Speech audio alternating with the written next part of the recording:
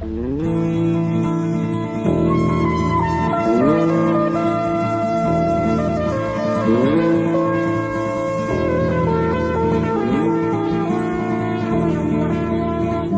là-haut dans le ciel, de grands yeux te regardent, et toi tu ne les vois pas.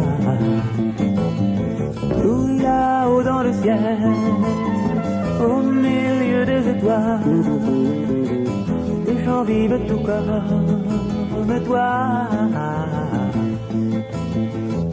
Ça fait bien longtemps qu'ils sont venus pour créer la vie sur notre terre. C'est le premier homme qu'ils ont fait. Ils se sont mis à l'aimer. Tout là-haut dans le ciel, de grands yeux te regardent, et toi tu ne les vois pas. Tout là-haut dans le ciel, au milieu des étoiles, peut-être un jour tu iras. Bonsoir à toutes, bonsoir à tous. Je suis Jean-Pierre Saunier, je suis guide raélien et ambassadeur du futur. Et comme tous les premiers et troisièmes samedis du mois, j'ai un plaisir royal de vous accueillir sur notre plateforme Tout là-haut dans le ciel. Tout là-haut dans le ciel est une plateforme ouverte à tout public sur laquelle nous abordons tous les sujets sociétaux du moment et auxquels nous en ajoutons un ici et là pour sortir un petit peu de la routine, un sujet un petit peu particulier tel que celui de ce soir. Tout là-haut dans le ciel est organisé et animé par les ambassadeurs du futur. Les ambassadeurs du futur sont des guides raéliens qui vont vers vous, vous qui êtes des influenceurs dans vos milieux respectifs, pour vous sensibiliser à l'étape, je crois, la plus importante que l'humanité est en train de vivre, c'est celle de la préparation de la rencontre officielle d'une civilisation extraterrestre. Le but de Tout là-haut dans le ciel, c'est de vous apporter un regard un peu enthousiasmant, un petit peu plus enthousiasmant vers le futur que ce que l'on nous propose aujourd'hui, vous en conviendrez. C'est aussi une volonté virale, et là nous avons besoin vraiment de toute votre aide, de changer le monde. Alors changer le monde comment? Peut-être en lui proposant de faire en sorte que ce monde s'appuie sur des piliers nouveaux. On peut en citer 5 d'emblée: l'amour, le progrès, le partage, une guidance humanitariste, et puis au final cueillir ce qui est le résultat, c'est le bonheur. Ce soir, nous allons rencontrer dans le monde de l'espace les extraterrestres, bien sûr, une civilisation particulière qui nous est chère, et puis la notion de science, la notion de société, puis une notion qui est importante dans cet univers de l'espace, c'est l'infini. L'infini, c'est une notion qu'il va nous falloir aborder d'une manière ou d'une autre, et je pense notamment aux scientifiques. Il y a quelque chose vraiment à approcher avec l'esprit ouvert, avec l'esprit scientifique, et puis aussi l'esprit philosophique. Donc, bon voyage dans le monde des extraterrestres, et puis dans notre monde à nous aussi, puisque nous serons très bientôt des extraterrestres. Bonne soirée et bon amusement. Oui, bonjour à tous, bonjour à toutes. Je voulais déjà souligner, donc, avant de parler de Daniel, nous aurons Evelyne qui va intervenir auprès des personnes. Si vous avez une question, vous levez la main. Il y a une petite commande en bas à droite qui vous fait lever la main. Et donc, nous serons là pour répondre au fur et à mesure à vos questions. Et puis donc, aujourd'hui, nous avons l'immense privilège de recevoir Daniel Turcotte, qui est guide évêque au Québec. Donc, Daniel, est-ce que tu peux te présenter? Eh bien oui, bonsoir à tous, bonjour à tous. Me présenter, par où commencer? C'est quand même plus de 60 ans de vie à résumer en quelques minutes. Disons, je me contenterai de vous dire que, en ce qui concerne le phénomène extraterrestre, ovni et tout, je suis un peu comme Obélix, je suis tombé dedans quand j'étais petit. Avec un papa qui était un passionné du phénomène ovni, des extraterrestres, des pyramides, C'est un grand fan de Robert Charroux, entre autres. Donc, dès l'âge de 8 ou 9 ans, mon père a commencé à me parler des ovnis, qu'on n'était pas seul dans l'univers, qu'il y avait peut-être de la vie à l'intérieur de moi, comme il y avait de la vie dans l'infini, partout. Donc, très, très jeune, j'ai été touché par tout ce qui venait d'ailleurs, en fait. Ceci dit, cela ne fait pas de moi un amateur ou un fan d'ufologie. Non pas que ce ne soit pas intéressant, je peux comprendre que ce le soit pour beaucoup de gens, mais pour moi, ce qui a toujours été le plus intéressant, surtout quand j'ai commencé à pouvoir plus réfléchir par moi-même et faire mes recherches par moi-même, c'est qu'est-ce qui se passait à l'intérieur de ces engins-là. Donc, qu'ils apparaissent, c'est une chose, mais pourquoi ils apparaissent?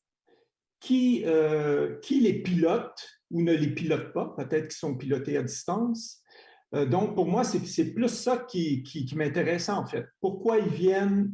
Est-ce qu'ils ont quelque chose à nous dire? Est-ce qu'ils ont un message pour nous? Est-ce qu'ils nous font des signes pour quelque chose de futur? Est-ce qu'ils nous préparent à quelque chose? Donc, j'étais plus là, en fait, dans ma réflexion. Pas tellement au niveau de l'engin lui-même. Donc, sinon, bon, au niveau de mes études, soit tant que ça puisse intéresser quelqu'un, en fait, j'ai étudié la kinanthropologie à l'Université du Québec à Montréal. La kinanthropologie, c'est la science de l'homme en mouvement. Donc, j'ai toujours été intéressé par l'humain, par l'homme, par son développement physique et psychologique. Par la suite, comme j'appréciais pas particulièrement ce qui m'est enseigné à l'université, j'ai décidé de changer de direction, mais toujours avec l'humain au centre de mes préoccupations, puisque j'ai étudié encore en kinésiologie, mais plus au niveau des thérapies manuelles, en fait. J'ai été massothérapeute pendant de nombreuses années, suite à quoi j'ai démarré ma propre entreprise. D'abord une clinique, ensuite une école, ensuite 2 écoles en ostéopathie, massothérapie, naturopathie, une clinique aussi regroupant des thérapeutes de la santé. Et puis, très heureusement, en 2017, j'ai réussi à vendre tout ça. Ce qui fait que depuis 2007, je suis un retraité, pas plus heureux qu'avant, parce que je suis foncièrement très heureux de nature, très jovial, mais disons aussi heureux, mais avec plus de temps pour accomplir des choses que j'aime faire, pour réaliser mes passions. Et une de mes passions, la passion de ma vie, en fait, c'est de soutenir le maître Yaraël et de l'aider du mieux que je peux et avec toutes mes forces à réaliser notre projet ultime, c'est-à-dire construire l'ambassade et accueillir une civilisation extraterrestre sur Terre. Donc, comme vous pouvez voir, il y a comme un fil conducteur de ma passion de jeunesse alimentée par mon père, ensuite mon amour de l'humain en mouvement, ensuite par la thérapie pour aider à un autre niveau les humains, pour finalement en arriver à vouloir accueillir quelqu'un qui vient d'ailleurs. Et c'est encore de l'amour. C'est que ça, hein, parce qu'il n'y a que de l'amour qui peut venir de l'espace. Alors justement, la soirée de ce soir, pour thème extraterrestre, la vie intelligente est organisée dans l'univers infini. Et donc ta présence, on l'a compris, est ô combien importante, et parce qu'il y a un lien entre eux et nous, et c'est ce que nous allons voir aussi ce soir. Et Jean-Pierre, tu vas nous parler des fondamentaux du mouvement raélien. Bien, oui, bien sûr. Mais les fondamentaux du mouvement raélien, d'habitude, toi, Marilyn, et moi, on les évoque ensemble. Ça s'appuie sur 5 points. Mais aujourd'hui, on est un peu flemmards tous les deux. Et comme le prophète a fait une superbe vidéo il y a de ça quelques dizaines d'années, quand je suis retombé dessus, que je l'ai écouté, j'ai dit non d'une pipe, mais ils sont là, les fondamentaux du mouvement. Alors, c'est cela que je vais vous passer aujourd'hui. Vous êtes journaliste à l'origine, vous l'étiez. J'étais journaliste le 13 décembre 1973, lorsque c'est ce matin du 13 décembre, donc j'ai soudain eu envie, au lieu d'aller à mon bureau, à Clermont-Ferrand, une petite ville du centre de la France, j'ai eu envie de partir dans la campagne, sans savoir pourquoi, alors que j'étais attendu à mon bureau, et je suis arrivé dans le cratère de ce volcan qui s'appelle le Puy de la Sola, environ à 10 km de la ville, et là j'ai vu dans le ciel une lumière clignotante, très brillante. Et c'était le départ de cette extraordinaire aventure. Mais quel beau reportage pour un journaliste. C'est un scoop, hein, et on ne peut pas trouver meilleur scoop que ça. Mais c'est un scoop là, qui vous emballe depuis des années et pour le restant de vos jours. Tout à fait. Ça a bouleversé ma vie. Vraiment, ça a complètement bouleversé ma vie. Mais nous aussi, ça nous bouleverse un peu, parce que c'est pas évident qu'on y croit, nous, aux extraterrestres. Alors dites-moi pourquoi je devrais y croire. Je crois que c'est peut-être pas très important de croire, mais plus de comprendre. De comprendre d'abord, depuis quelque temps, on commence à dire, non plus comme auparavant, il n'est pas possible qu'il y ait de la vie ailleurs, mais on dit de plus en plus, il n'est pas possible qu'il n'y ait pas de vie ailleurs. C'est encore pas possible qu'il n'y ait que de la vie ici. Exactement. Alors, il y a donc des extraterrestres. Bien sûr. Et donc, ce matin du 13 décembre, j'étais dans ce cratère du Puy de la Sola, et cette lumière clignotante dans le ciel est descendue doucement. Et il y avait aucun bruit, simplement une espèce de masse imposante, ressemblant un peu à une cloche aplatie, dont le dessous serait plein et bombé. Ça avait l'air de peser plusieurs tonnes et ça tenait comme par enchantement dans le ciel. Au début, j'étais très heureux parce que je me disais, c'est fantastique, je vais revenir dans mon bureau et je vais raconter à mes confrères journalistes ce que j'ai vu. Ils vont rire en disant, c'est une soucoupe volante, c'est pas vrai. À l'époque, on en parlait moins que maintenant. Et puis, ça s'est immobilisé environ à 30 mètres de moi et une trappe s'est ouverte sous l'engin. Très doucement. Comme dans les vues. Comme dans les vues, absolument. Mais là, l'enthousiasme et la joie ont fait très vite place à une certaine crainte. Parce que on aurait cru à la crainte d'abord. Ah non, non, vous savez, quand vous voyez quelque chose dans le ciel, vous vous dites ça va disparaître, vous n'êtes pas craintif, vous êtes tout heureux. C'est comme quand vous voyez une étoile filante. Mais quand vous voyez un escalier qui se déplie, ça veut dire que quelque chose va sortir. Le 13 décembre 1973, ce voyageur de l'espace qui est descendu de son vaisseau parle à Raël et lui confie un message important qu'il devra transmettre à toute l'humanité. Ce message révèle notre origine et doit permettre aux humains de comprendre également le lien qui unit cette civilisation extraterrestre à la nôtre. Eh bien, ces êtres qui ont créé la vie sur Terre il y a très longtemps, c'est pour ça qu'il faut reprendre, peut-être résumer, si on peut dire en une minute ou une minute et demie le message. Ces êtres sont venus sur Terre il y a très très longtemps.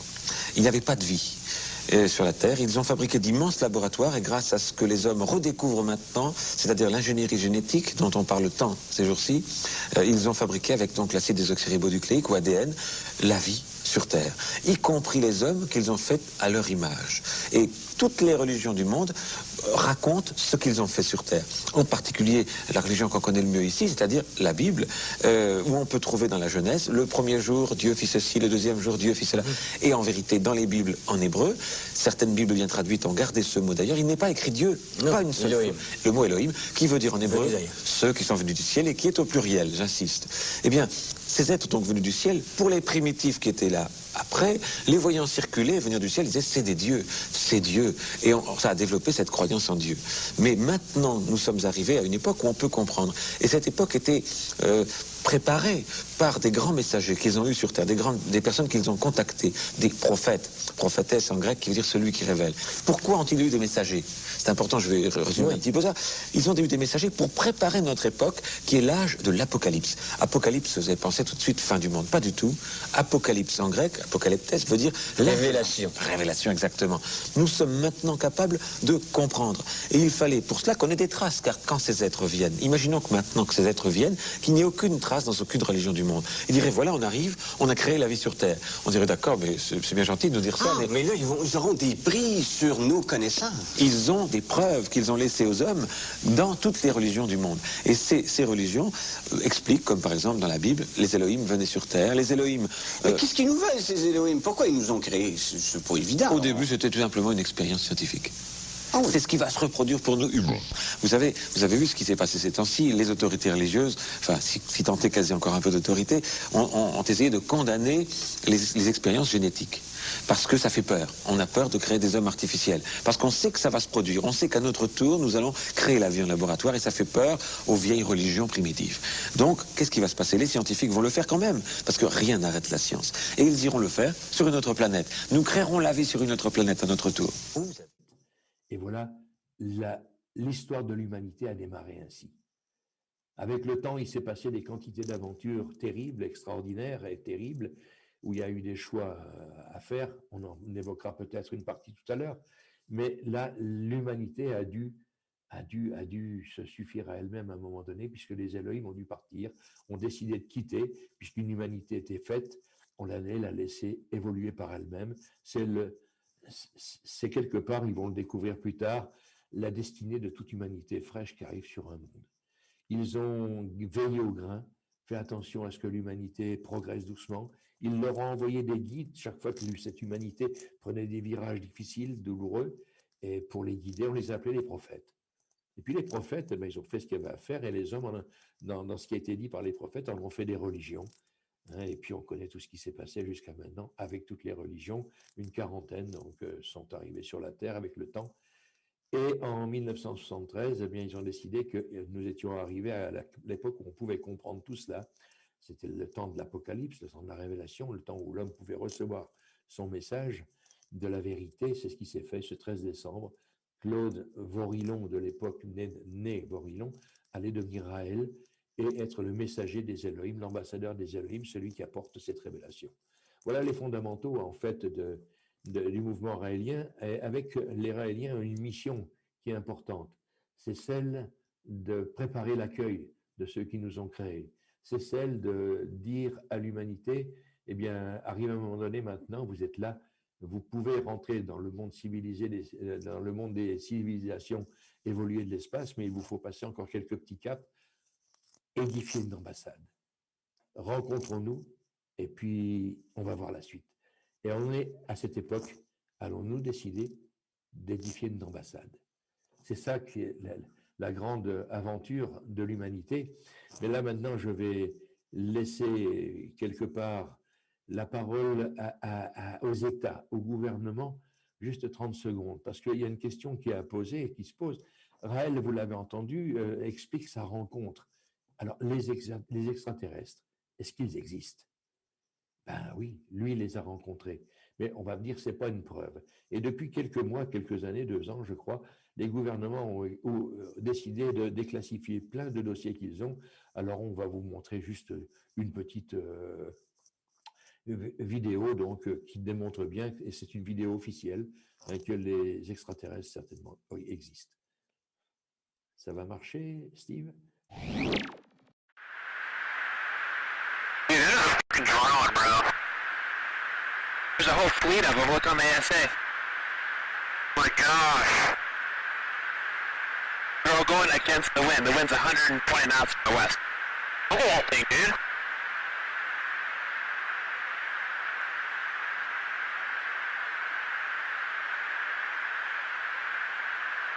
That's not our LNS though, is it? It's not. That is the LNS, dude.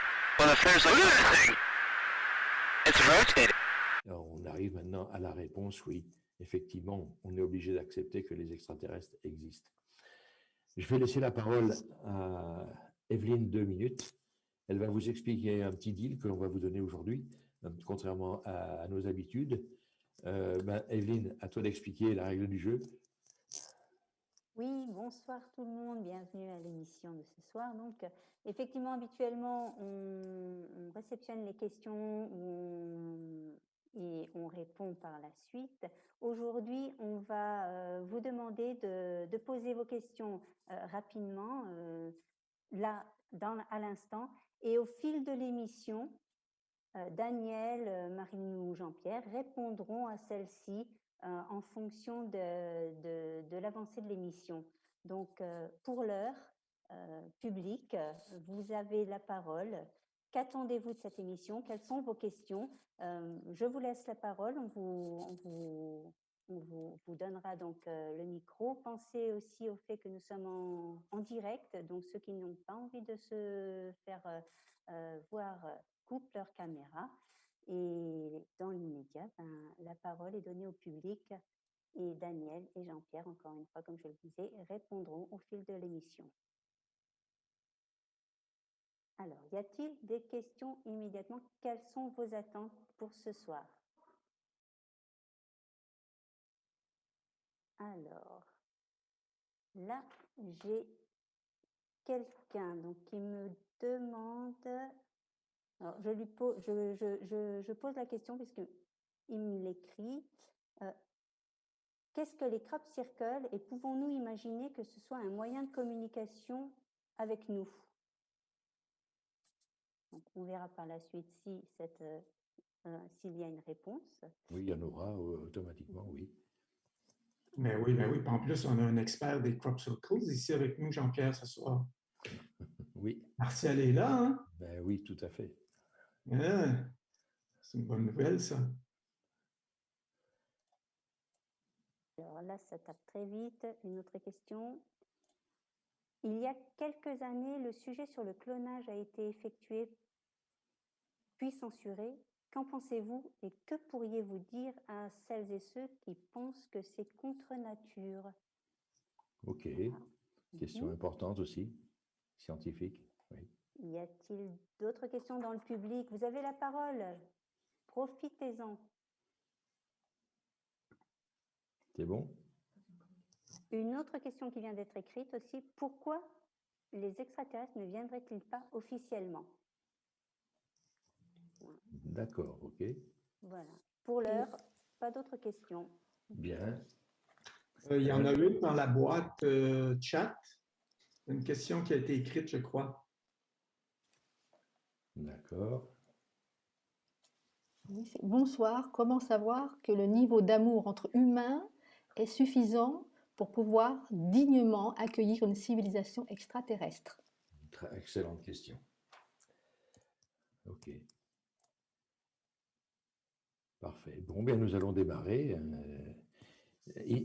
immédiatement. Immédiatement. Alors, à toi, Marie, je te donne la parole. Donc maintenant, on va rentrer dans le vif du sujet.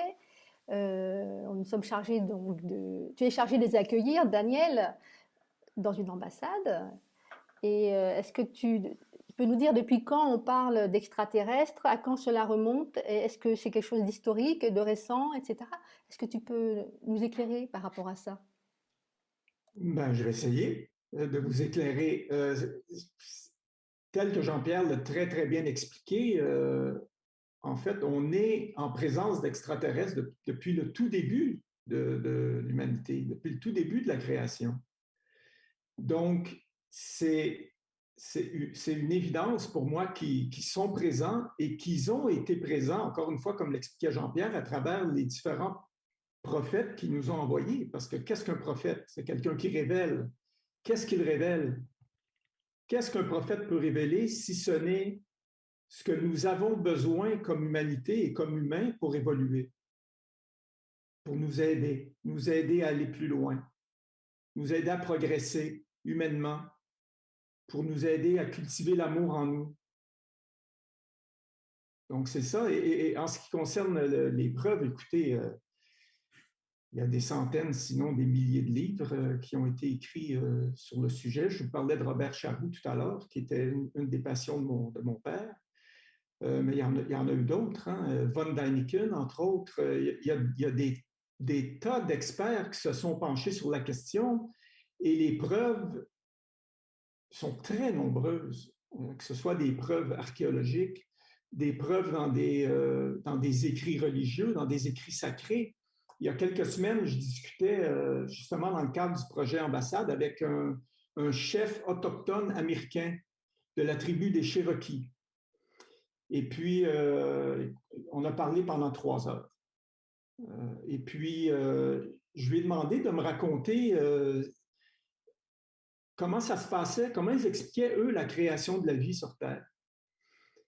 Et il m'a expliqué pendant une quinzaine de minutes. Et c'est exactement comme la Genèse biblique. Exactement comme la Genèse biblique, seul le nom des personnages change. Mais c'est exactement la même chose. Et eux, ils ne les appellent pas les Elohim ou ils ne les appellent même pas le Dieu, ils les appellent les Star People, les gens des étoiles. Donc, et ce sont des traditions très, très vieilles, hein, ce sont des traditions millénaires. Et quand on cherche dans d'autres écrits religieux, ben, on retrouve la même chose. C'est certain qu'on connaît les grandes religions qui font tous aussi référence à des gens qui viennent d'ailleurs. Hein, que ce soit les musulmans, les chrétiens, les bouddhistes, je ne saurais dire. C'est peut-être une philosophie qui est un peu différente, qui est athée en fait, mais qui ont quand même une explication intéressante par rapport à la vie. Mais si on regarde la plupart des écrits religieux à travers le monde, il est question de gens qui viennent d'ailleurs. On regarde les Incas, les Mayas, il y a des traces archéologiques, on pense aux lignes de Nazca au Pérou, entre autres, qui sont des lignes qui ne peuvent être vues que de l'espace. Donc, comment des gens qui n'avaient pas la possibilité de voler à cette époque-là, il n'y avait pas d'engin volant, comment ont-ils pu dessiner des lignes qu'on ne peut voir que de l'espace? Et puis, ce sont des lignes qui sont extrêmement précises. Hein? Ce ne sont pas des dessins brouillons. Hein? C'est vraiment d'une très, très grande précision. Et malgré qu'ils aient été faits il y a des millénaires, ils sont encore visibles. Donc, comment expliquer ça? Comment expliquer que l'érosion n'ait pas affecté les lignes au point où ils soient disparus? Elles sont toujours présentes aujourd'hui, sont toujours visibles aujourd'hui. Donc, les preuves sont là. Il y a des preuves archéologiques, des preuves philosophiques, des preuves dans les écritures et de plus en plus de preuves tangibles parce que les Elohim aussi nous disent qu'ils vont nous aider, ils vont aider l'humanité à comprendre qu'ils veulent revenir ici. Et de quelle façon ils vont faire ça? Ben, ils vont faire ça en nous donnant des signes. Il y aura de plus en plus de signes dans le ciel. Donc, regardons le ciel et on va avoir des réponses. On va avoir des réponses à nos questions. Moi, personnellement, je n'ai jamais vu d'OVNI, mais c'est tellement pas important pour moi parce que c'est pour moi une évidence qu'on ne peut pas être seul dans un univers que nos scientifiques commencent à percevoir comme étant infini. Enfin. Donc, voilà, en gros, je ne sais pas si ça répond à la question, si ça nous met sur la bonne voie pour poursuivre. Bien sûr, je vais voir un message de Gbedia qui parle donc au niveau africain. Il y a énormément aussi de cultures qui font appel à cela. Gbedia, si tu veux te brancher dessus, avec plaisir, pour nous expliquer un petit peu ce que tu as vu dans la culture africaine. Bienvenue hein, en termes de témoignage. C'est possible, Gbedia, peut-être? Bon, ben, dès que tu peux, tu fais un petit coucou. Je vais demander à Evangelos de te trouver dans la foule. Il y a aussi donc des témoignages qui ont été faits, par exemple au 15e siècle. Là, ah ben voilà, Gbedia, je t'en prie. Ok. Bonsoir, welcome. Daniel, c'est bon de te voir. Merci pour ton temps hein, de nous présenter sur le projet Ambassade, qui est un projet tellement important pour nous. Oui, enfin, très souvent, quand on parle des religions traditionnelles, parfois les gens oublient aussi que dans les traditions africaines, hein, vous êtes peut-être informés du fait qu'il y avait les Dogons en Afrique qui sont dans la région du Mali, en Afrique de l'Ouest. Il y avait également les Touaregs qui sont en Afrique centrale et d'autres groupes en Afrique du Sud qui ont toujours maintenu et qui continuent de maintenir que leurs parents, enfin, ils ne disaient pas forcément créateurs, mais ce qu'on va dire aujourd'hui, Dieu, quote and quote, venait du ciel. Et ils avaient tous, enfin très souvent, des engins qui décrivaient comme des calebasses, comme voilà, en utilisant les mots qui sont beaucoup plus dans leur localité. Donc, c'était tout juste pour ajouter cet élément. Hein. effectivement, on en parle souvent des lignes au Pérou, etc. Mais en Afrique aussi, il y a eu beaucoup de cultures qui maintiennent jusqu'à aujourd'hui que leurs parents sont dans le ciel. Voilà. Merci. Merci Guélia d'avoir participé à l'improviste, mais je vais vous prendre à l'improviste tous, hein, tout ce que je peux penser là, je vais le faire bien sûr, attendez-vous à ça. Il y a eu des reportages de presse au XVe siècle. La presse, c'est officiel la presse quand même. Eh bien, tu peux nous montrer un petit peu ce qui s'est passé à Bâle, par exemple, et comment dire, à Nuremberg aussi, puisqu'il y a eu 2 témoignages en fait à cette époque-là. C'est assez phénoménal, quoi. Mais ils ne comprenaient pas trop ce qui arrivait. On peut voir l'image. Là, vous avez une image qui est fantastique. Elle se sauve, il y a un ovni qui est en train de la prendre. Vous voyez toutes ces boules noires, là, ces boules blanches, c'est extraordinaire. Ça s'est passé dans l'après-midi, dans une journée donc à Bâle, où on a constaté des quantités de petites boules qui étaient autour du Soleil et qui tournaient dans tous les sens. Et ça a duré pratiquement pendant une journée à des vagues successives. Ils ne savaient pas du tout ce que ça pouvait être, mais c'était quelque chose qui était époustouflant.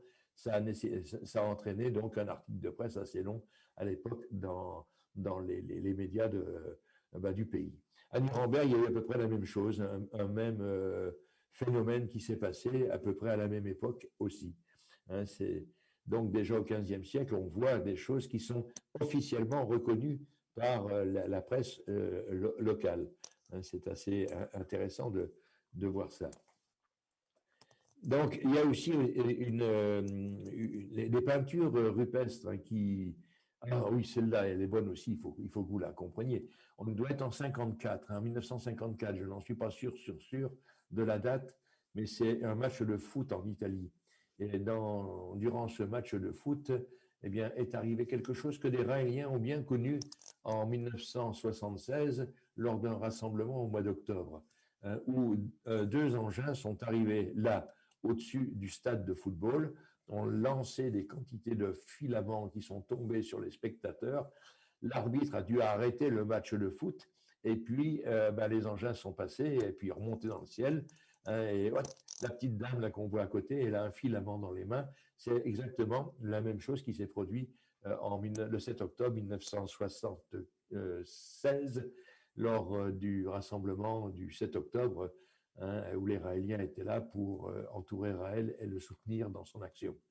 Les engins sont arrivés également à ce niveau-là, mais on n'en a pas fait un battage médiatique parce que c'était pas... Bon, ça ne s'est pas fait. Il n'y avait pas de journalistes le jour-là. Mais là, un stade complet a pu voir ça. C'est passé dans la presse, mais ça a été étouffé aussitôt. Il y a eu donc des fresques rupestres également qui ont été dessinées avec plus ou moins l'intention de montrer quelque chose de céleste incompréhensible avec des sphères, avec des personnages dedans, vous les connaissez. Vous connaissez ces fresques-là. Hein, donc, elles posent question aujourd'hui.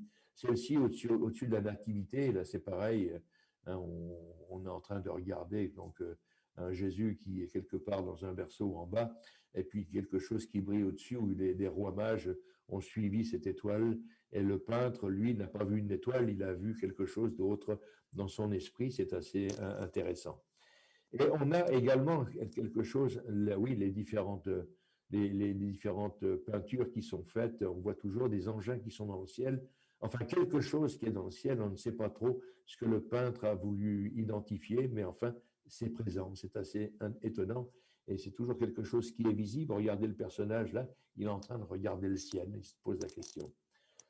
Oui, ben là on verra ça peut-être, les dieux des mythologies sont partis à un moment donné de l'humanité, elles ont quitté l'humanité, tous ces dieux-là qui étaient là, et puis un dieu unique est arrivé et a embarqué l'humanité donc vers le monothéisme qu'on connaît jusqu'à aujourd'hui. En guise de témoignage, je vais aussi montrer le témoignage, par exemple, du président Carter. Peut-être, voilà. qui a une meilleure vue que moi. Donc, Jimmy Carter, 77 à 81. Je suis convaincu que les ovnis existent parce que j'en ai vu un. Suivi d'un autre témoignage de Boris Eltsine. Le phénomène ovni existe vraiment et il doit être traité sérieusement. C'est pas rien. Et puis un autre qui est un rapport officiel, où non, pardon, il y a aussi le général Olenkötter qui raconte aussi des choses importantes. Oui, il dit des objets inconnus sont dirigés par une force intelligente. Il est impératif que nous apprenions d'où ils viennent et quel est leur but. Et puis le dernier élément, c'est donc le rapport Cometa, ça c'est pour la France. Donc même si aucun accident, et a fortiori aucun acte hostile, n'a eu pour origine certaine, du moins officiellement un OVNI, la persistance du phénomène, estime-t-il, devrait donner lieu à une réflexion sur les conséquences stratégiques, politiques et religieuses qu'entraînerait une éventuelle confirmation de cette hypothèse. Donc ça, c'était il y a quelques années. J'ai rencontré le général Letty qui était chargé donc, de ce dossier au moment donc, de ce rapport. Et il a bien pris note quand même dans le rapport que nous existions et que nous avions quelque chose à dire. Ça, c'est intéressant. Je ne sais pas par contre si le rapport lui-même porte notre nom, mais le général Letty nous connaissait bien à cette époque-là. Donc, voyez-vous, donc officiellement, les ovnis, ça existe. Et pour vous faire plaisir, je vais vous mettre encore deux petites vidéos pour confirmer le tout, avec une première vidéo qui, on ne sait pas si elle est réelle, hein, si c'est une vérité. Il y a eu deux vidéos qui ont été faites, une réelle qui a été prise par l'armée, par un témoin, et puis une deuxième qui a été fabriquée. Alors, je ne sais pas laquelle est la bonne, je vous la montre simplement pour le plaisir. Et puis la deuxième, c'est une officielle, encore une fois. Vas-y, quand tu veux.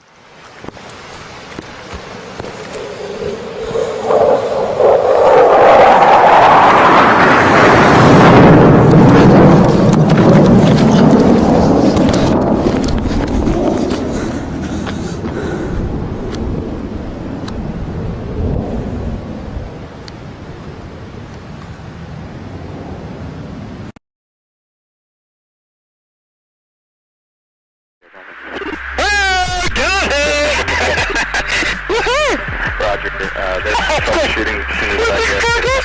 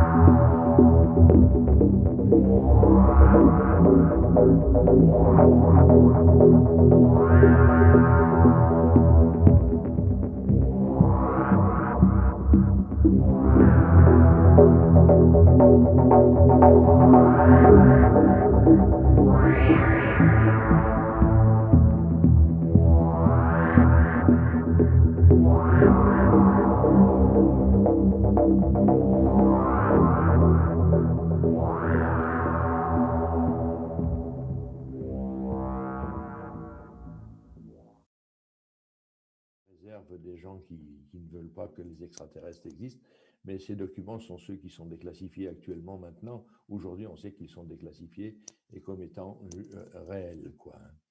À l'époque, quand ils sont apparus, on ne savait pas trop si c'était quelque chose de militaire ou pas. Aujourd'hui, on sait que ce n'est pas militaire, c'est vraiment quelque chose qui est hors terrestre. Alors, j'ai fait une erreur tout à l'heure, c'était pas les Helsinki, le témoignage, c'était Gorbatchev. Hein, vous avez corrigé pour moi, j'en suis sûr.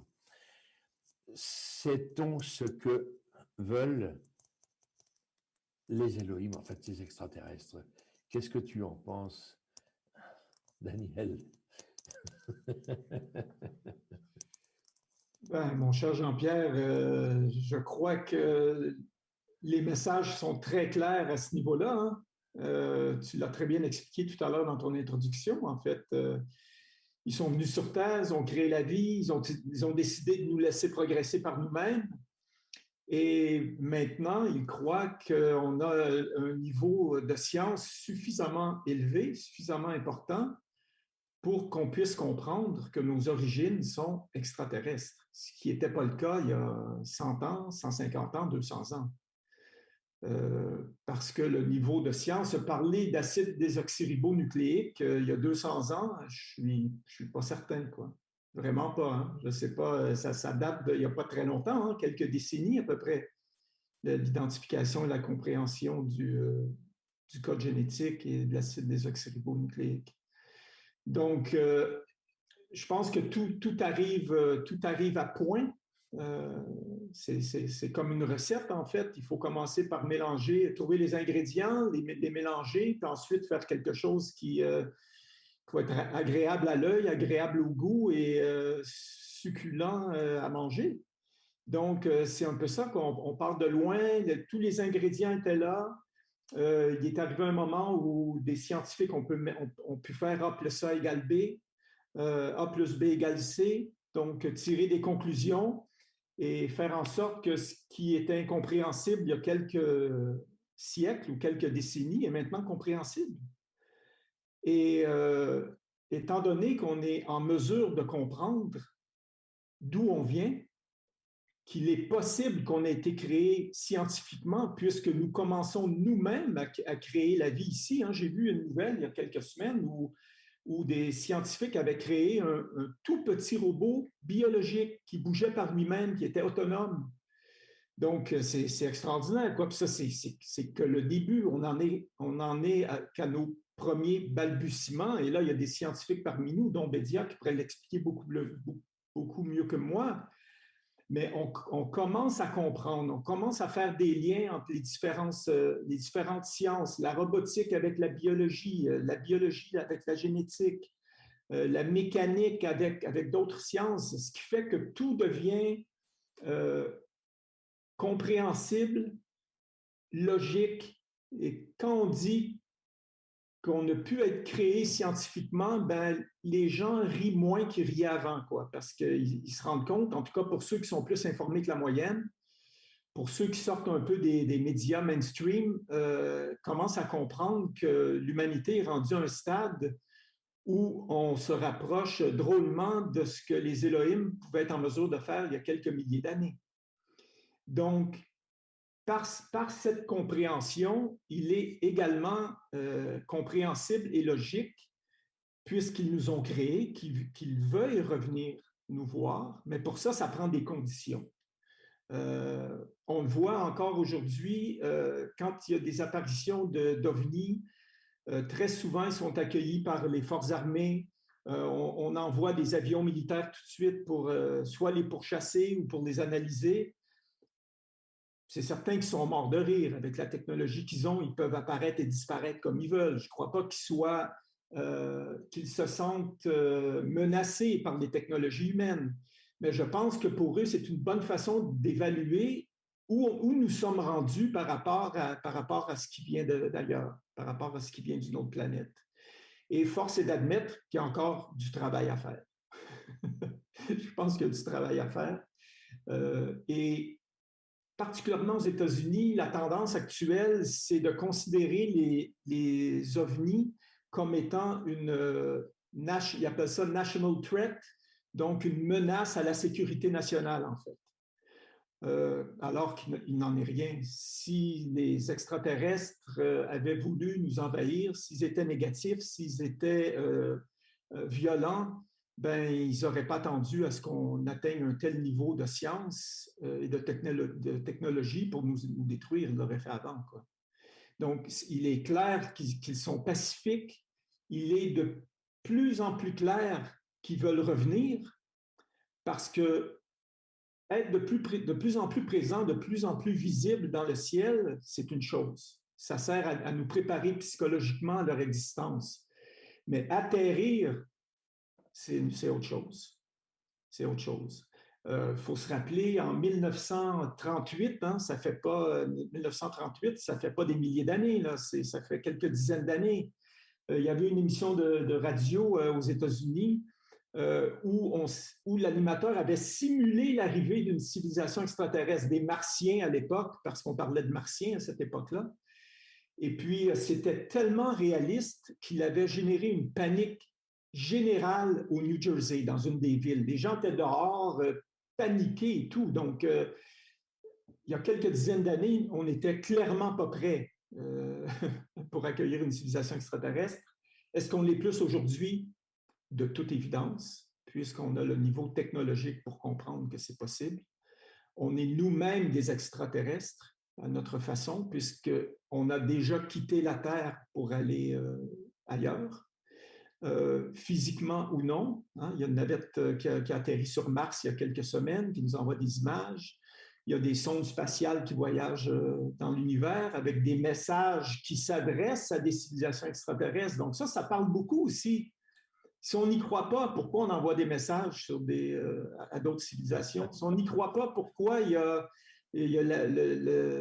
l'organisation qui s'appelle SETI, qui est à la recherche de civilisations extraterrestres, ou le METI, qui envoie des messages à des civilisations extraterrestres. Donc, si on fait ça, c'est parce qu'en quelque part, les scientifiques y croient qu'il y a quelque chose ailleurs. Donc, pour nous, les Raéliens, c'est évident. Et on voit par leur présence dans le ciel, et de plus en plus par les crop circles, peut-être que Martial pourrait nous en parler. Je laisse ça à ta discrétion, mon cher Jean-Pierre. Oui, bien sûr. C'est une autre façon de nous envoyer des messages et nous sensibiliser à leur arrivée prochaine. Ça, c'est clair pour moi. Oui, tout à fait, oui. Mais il y a un peu, certainement, enfin un peu, même beaucoup d'hypocrisie de la part des gouvernements et puis du monde, je dirais, dirigeant, qui quelque part risque peut-être de sentir qu'il va perdre la main. Je me rappelle, moi, quand j'étais un petit peu plus jeune et que j'étais dans des milieux un petit peu particuliers, on nous disait donc que le phénomène était déjà dans l'esprit, mais qu'allaient dire les contribuables si on leur disait que des gens venant de l'extérieur passaient au-dessus du territoire comme ça, alors qu'on ne peut pas les arrêter. C'était ça la problématique de l'époque, c'était une politique complètement démente, quoi. On ne peut pas les arrêter, le contribuable va être mécontent et va nous foutre à la porte. C'était pratiquement ce discours qu'il y avait à l'époque. Marcel, bien sûr, tu es le bienvenu, j'ai vu que tu étais là aussi, donc si tu veux faire un éclairage sur les crop circles, tu es le bienvenu. Hein, en quelques mots, il n'y a pas de souci. Tout là-haut dans le ciel, c'est une plateforme où ceux qui peuvent apporter quelque chose l'apportent. Donc, quand tu le veux, tu fais un petit signe et puis on te prend tout de suite, hein, comme on l'a fait avec Bédia.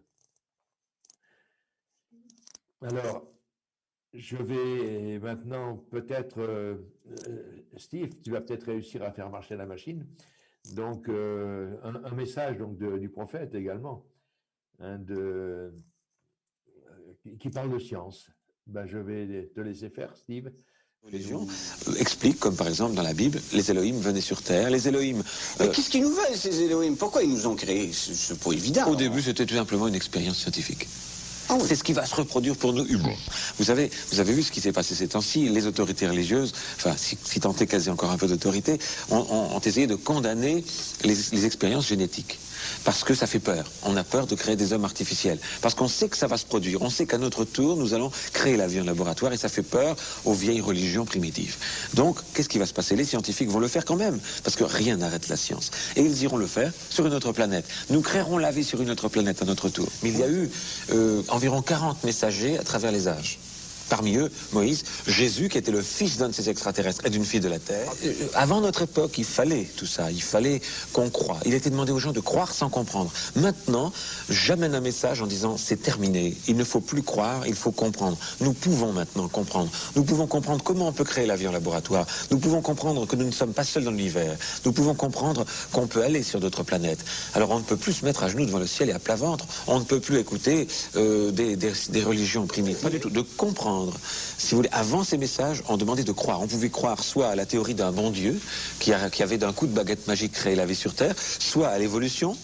Une goutte d'eau qui, par hasard, qui est encore une théorie, une goutte d'eau qui aurait donné le singe, qui aurait donné l'homme. Et là, elle nous amène une troisième solution. Il n'y en a pas d'autre. Troisième solution, des êtres intelligents sont venus d'une autre planète, ont fabriqué des laboratoires, et dans ces laboratoires, grâce à la science, ont créé la vie, ont créé l'homme à leur image, comme la Bible le dit.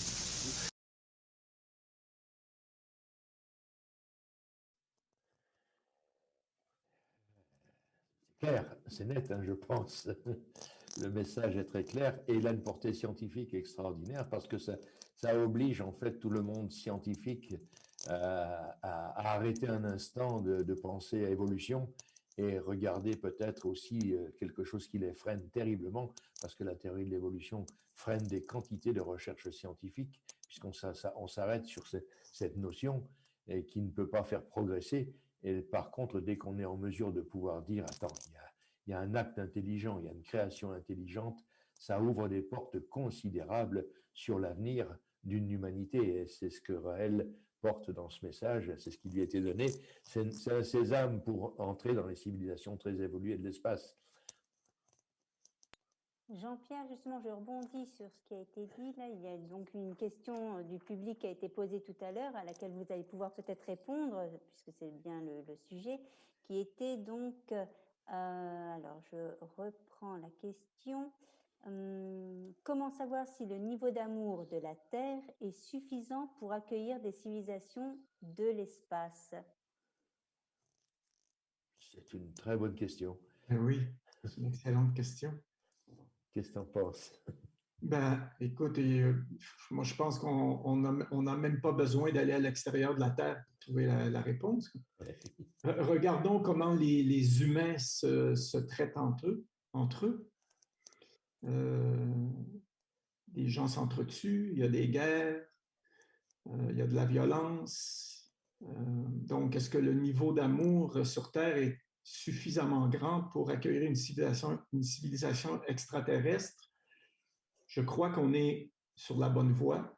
Je crois qu'on est présentement dans une époque où il y a une forme de réveil exceptionnel, jamais vu dans le passé. Et tout ça est probablement créé par la fin de vie d'un système qui est complètement dépassé, où tout à coup, toutes les horreurs engendrées par ce système-là, les famines, les problèmes économiques, le chômage et tout est en train de s'écrouler.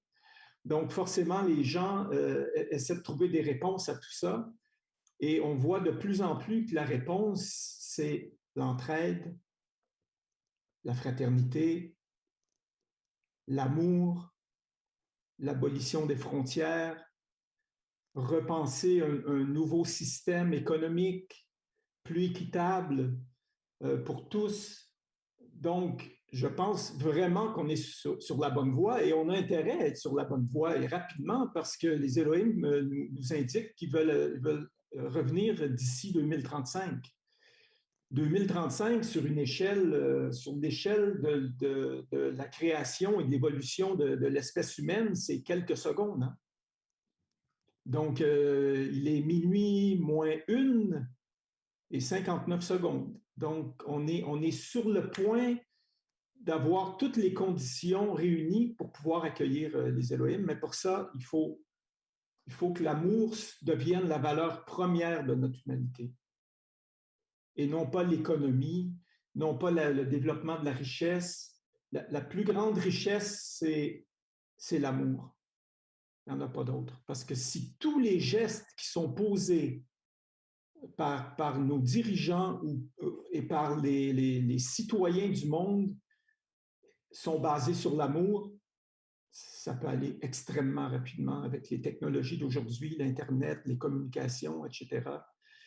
Donc, moi, ce que je pense, c'est que l'humanité, le fonctionnement de l'humanité n'est pas très loin du fonctionnement d'un humain. Souvent, un humain va changer en profondeur quand il arrive sur le bord du précipice. C'est-à-dire, soit il va tomber, ou soit il fait un pas derrière en disant « Oh, qu'est-ce qui se passe? Qu'est-ce que je peux faire pour, plutôt que de tomber dans le précipice, apporter les changements qu'il faut dans ma vie pour que ça aille mieux. Ben, l'humanité, c'est la même chose. Sauf que l'humanité, c'est drôlement plus complexe qu'un humain, parce que ce sont des milliards d'humains qui opèrent dans un système. Et quand le système va s'écrouler, autre chose va naître. Hein, Raël nous le dit, l'accouchement d'une nouvelle humanité va sûrement être douloureuse, hein? Un accouchement douloureux, exact, mais le bébé va être tellement beau. Et le bébé, ben, ce sera cette nouvelle humanité où l'amour est la valeur première, l'amour, l'entraide, le partage des richesses, le partage des ressources, pour qu'on vive sur un véritable paradis. Donc, est-ce qu'on est prêt maintenant? Non, mais honnêtement, et sans être hyper optimiste, disons que je suis un optimiste réaliste, quand je vois ce qui se passe en ce moment, je trouve ça extrêmement positif parce que tout ça amène à un réveil. Et sans ce réveil, je crois que ce n'est pas possible que les Elohim reviennent parce qu'ils ne peuvent pas revenir dans l'humanité telle qu'elle est en ce moment. Parce qu'il ne faut pas oublier qu'il faut la paix pour que les Elohim reviennent. Oui, quelque part, nous sommes des barbares encore. En quelque part, oui. Oui. Des barbares plus évolués qu'il y a 1000 ans. Et encore, je ne suis pas sûr, hein. Mais en fait, des barbares avec des outils encore plus puissants pour nous autodétruire qu'il y a 1000 ans. Oui. Donc, les conséquences ne seraient pas les mêmes. On n'est plus à l'époque des arcs, des flèches et des arbalètes. Là. On est un petit peu plus, un petit peu plus loin que ça quand même actuellement. Dans les propos du prophète et de ce que lui a dit Yahvé, ce visiteur qu'il a rencontré le 13 décembre et puis ensuite en 1975, il est dit à propos de ce que tu dis là, qu'aucune civilisation ne peut sortir de son système solaire sans conditions particulières. Peux-tu être précis là? En fait, ce que je crois comprendre de ça, c'est que la sagesse et la science doivent être au même niveau. Si la science est supérieure au niveau de sagesse, il y a beaucoup plus de chances que l'humanité subisse une autodestruction, que l'humanité passe à l'âge d'or, c'est-à-dire un âge où il n'y a plus de travail, il n'y a plus de famine, il y a plus, où tout le monde a tout ce qu'il faut pour bien vivre. Donc, Raël nous le dit, on a 4% de chance de survie. Ça veut dire qu'on a 96% de chance de s'autodétruire encore. Donc, ça veut dire que le niveau de sagesse est encore beaucoup plus bas que notre niveau scientifique. Mais encore là, ça peut aller très, très vite.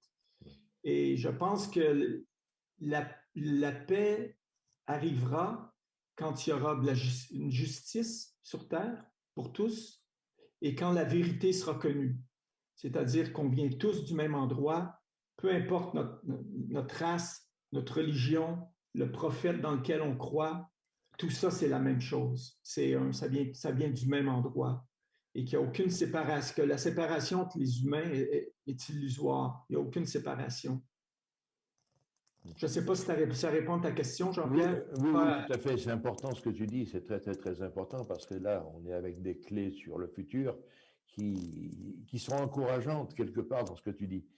C'est-à-dire qu'à partir du moment où on sera en mesure de pouvoir révéler à toutes les consciences de l'humanité, c'est un peu notre rôle à nous, les Raéliens, d'aller porter ce verbe extraordinaire, ça va éviter à l'humanité de faire ce que... La sanction est terrible parce que j'entends encore cette sanction. Aucune humanité ne peut sortir de son système solaire si elle n'a pas maîtrisé ces démons qui l'animent. Elle s'autodétruit avant. C'est une sécurité à l'échelle de l'univers, dit Raël. L'univers n'accepte pas des civilisations qui échappent à cette règle. Il y a un équilibre naturel qui se fait. Et ça, c'est fantastique.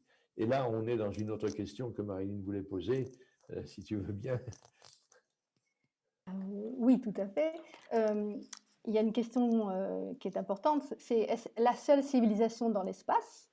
Et puis, en fait, les Elohim nous offrent une vision, qui est la vision de l'infini. Est-ce que vous pouvez tous les deux nous en parler davantage? Et ensuite, il y aura une question importante que Evelyne pourra poser si elle est prête. donc l'infini. Est-ce que ça n'en finit pas, hein, je crois d'ailleurs, cette histoire. Oui, on peut en parler infiniment. Hein? Infiniment, oui. Ouais, on peut en parler infiniment petit ou infiniment grand. Evangelos peut peut-être te donner un dessin pour une illustration Oui. qui va te mettre en route.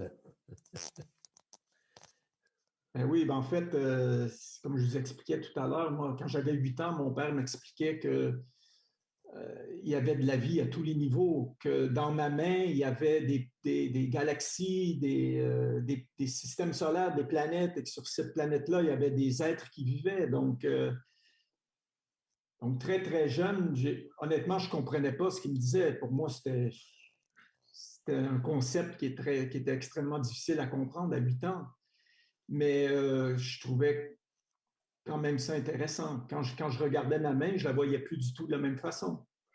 Donc, s'il y a de la vie à notre niveau, ben, si on descend dans l'infiniment petit, qui est sensiblement organisé comme notre niveau à nous ou comme l'infiniment grand, ben, il est logique de penser qu'il peut y avoir de la vie à ce niveau-là. C'est ce que les Elohim nous disent d'ailleurs, c'est qu'il y a il y a de la vie à tous les niveaux, dans l'infiniment petit, et comme nous, on fait partie de quelque chose qui est infiniment grand.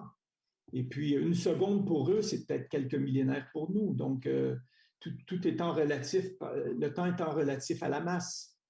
Hein, encore une fois, il y a des scientifiques ici dans la salle là, qui pourraient l'expliquer beaucoup mieux que moi, mais en fait, moi, c'est ce que j'en ai compris. L'univers est infini. Donc, comment prétendre que dans un univers infini, dans l'infiniment petit, dans l'infiniment grand, on soit les seuls? C'est impossible. Il y a eu une infinité de civilisations à tous les niveaux et il y a probablement une infinité aussi d'apparences de ces civilisations-là. Hein. Raël a souvent dit « Je préfère rencontrer une araignée remplie d'amour et de sagesse qu'un humain inhumain. » Tout à fait, oui. Une très belle image, ça. Donc tout est possible dans l'infini, en ce qui concerne les formes. Cette notion d'infiniment petit, d'infiniment grand, comme tu le disais, là, avec le dessin qui était, enfin l'image qui était là, c'est fantastique. Moi, quand j'ai entendu cette perception de mon univers, savoir que j'étais au milieu de quelque chose, là où je suis, là maintenant, là, au milieu de quelque chose, et à l'infini à mon niveau, il n'y a pas de fin. Il n'y a pas du tout de fin. Les Hubble et autres qui nous mesurent la notion d'univers, elle nous montre ce qu'elle est capable de voir avec la technologie actuelle, mais plus on aura des appareils scientifiques évolués, plus on va avancer dans cette profondeur. Déjà, rien qu'à ce niveau-ci, c'est pas mal. Et la galaxie qui je ne sais plus combien de milliards d'étoiles il y a dans la galaxie, il y a quelques centaines de milliards, et qui portent des planètes tout autour d'elle, rien que dans notre propre galaxie, les formes de vie, il y en a une foultitude. Et je crois que la dernière, donc, comme je le disais en début d'émission, la dernière recherche, actualisation de la formule de Drake, c'est qu'on aurait au moins 36 civilisations identifiables pouvant porter la vie. Donc, ça y est, on passe à une étape qui est quand même extraordinaire en quelques années, même pas une dizaine d'années, oui, une dizaine d'années, où on passe de la vie ne peut pas exister ailleurs à si, il y a bien peut-être dans notre galaxie un nombre considérable de vies possibles. Mais là, tu abordes aussi l'autre sujet de l'infiniment petit, le bout du doigt, qui est constitué de cellules, et la cellule d'atomes. Et dans ces atomes, c'est un univers gigantesque où il y a des quantités d'amas de galaxies à l'échelle de l'infiniment petit, où il y a de la vie intelligente et organisée qui regarde son ciel en se posant la question, mais qu'est-ce que c'est que tout ça? Et les plus évolués d'entre eux vont peut-être dire, c'est quelque chose de vivant, c'est quelque chose qui est peut-être un humain, un animal, un microbe, un caillou sur le bord de la route, mais c'est quelque chose qui, dans lequel on est et qui est composé, certainement lui aussi, de quelque chose de plus grand. Et il parle de nous. C'est ça qui est amusant. Savoir qu'en cet instant, enfin c'est fini, il y a déjà longtemps qu'ils sont morts et passés, puisque comme tu l'as dit, le temps est inversement proportionnel à la masse. Une seconde pour moi, c'est 1 milliard d'années pour ces êtres dans lesquels on vient de parler. Et ils regardent leur ciel et ils se posent la question. Et puis nous, on regarde notre ciel de la même manière en disant, mais qu'est-ce que c'est que tout ça? Eh bien, c'est une particule d'un atome gigantesque qui compose peut-être un être vivant, un caillou, une fleur, un microbe à l'échelle de l'infiniment grand et qui n'est qu'une étape parmi une autre dimension encore. C'est époustouflant, quoi. Oui, effectivement. Puis ce qui est aussi intéressant, en tout cas pour moi, dans ma réflexion, c'est qu'il y a de l'amour à tous ces niveaux-là. Oui. Il y a de l'amour dans l'infiniment petit, il y a de l'amour à notre niveau, il y a de l'amour dans l'infiniment grand. Donc, si on ferme ses yeux, on prend une grande respiration, puis on ressent ce qui se passe dans l'infiniment petit à notre niveau et dans l'infiniment grand, ben, c'est une infinité d'amour qui circule dans l'univers. Et puis, on en est les générateurs et on peut aussi la capter. Moi, ça me donne des frissons quand je pense à ça, parce qu'il y a de l'amour partout. En moi, dans les mondes qui me composent, dans les mondes que je compose. Donc, c'est merveilleux quand on pense à ça. Oui, c'est fantastique. Oui, Evelyne, tu as des... Oui, tu voulais... Marilyn t'a promis un créneau. Vas-y, je t'en prie. J'allais te le squeezer. Oui, alors il y a effectivement une question de Love H qui se trouve parmi le public. Donc, si elle veut prendre le micro à ce moment-là, elle poserait sa question, auquel cas je la pose. Donc, on va essayer déjà de la localiser. Evan, peux-tu voir Lova? Oui, Lova de Madagascar. Alors, Lova, vous avez la parole. Quelle est votre question? J'ai déjà posé sur notre discussion, mais n'empêche, juste par curiosité, vu que monsieur a dit l'envergure de notre Voie lactée, donc juste une question. Ça fait déjà longtemps qu'on a parlé des extraterrestres. Peut-être bien certaines questions se posent actuellement. Où sont-ils maintenant? Pourquoi ces êtres ne sont-ils pas encore venus pour nous trouver, pour partager leur civilisation, pour qu'on puisse avoir donc des contacts précis avec eux? Est-ce la raison que vous avez dit tout à l'heure que l'amour, il y avait une discussion, le niveau d'amour entre humains, est-ce vraiment la vraie cause ou y a-t-il d'autres raisons pour que ces extraterrestres ne puissent pas encore nous voir ou juste comme ça? Merci. Merci, Lova. Jean-Pierre ou Daniel, une réponse? Daniel, il est là pour ça. Oui, mais bon, c'est certain que il y a une des conditions pour qu'ils viennent, c'est qu'il y ait la paix sur Terre. Et pour qu'il y ait la paix sur Terre, il faut que l'amour soit dominant. Il faut que ce soit la valeur dominante de l'humanité. Donc, on est sur la route pour y arriver. C'est ce que je ressens, c'est ce que je pense. Maintenant, c'est certain, Jean-Pierre, je ne sais pas si c'est le temps d'en parler, tu me ramèneras à l'ordre si j'amène le sujet trop rapidement. En fait, il y a aussi une façon d'arriver. On ne peut pas arriver comme ça, des élevés matérialistes au centre de Madagascar, et puis de New York ou de Paris sans aucune préparation, sans qu'il y ait un lieu officiel pour la rencontre, je pense que ça créerait un chaos tout simplement indescriptible. Donc, ce que les Elohim nous demandent dans les messages qu'ils ont retransmis à Raël, c'est en fait quelque chose de très simple, que le plus petit pays de notre planète, auquel le plus petit pays de notre planète a droit, c'est-à-dire une ambassade. Une ambassade où on pourra les accueillir et qui sera gérée, je pourrais dire, par les mêmes règles que toutes les autres ambassades, à la différence près que ce serait une civilisation qui viendrait d'une autre planète. Et le défi, il est là, en ce moment, pour le projet de l'ambassade. Et c'est là qu'on met nos énergies en ce moment, c'est-à-dire toute la dimension diplomatique qui entoure le projet. Qui dit ambassade, dit extraterritorialité.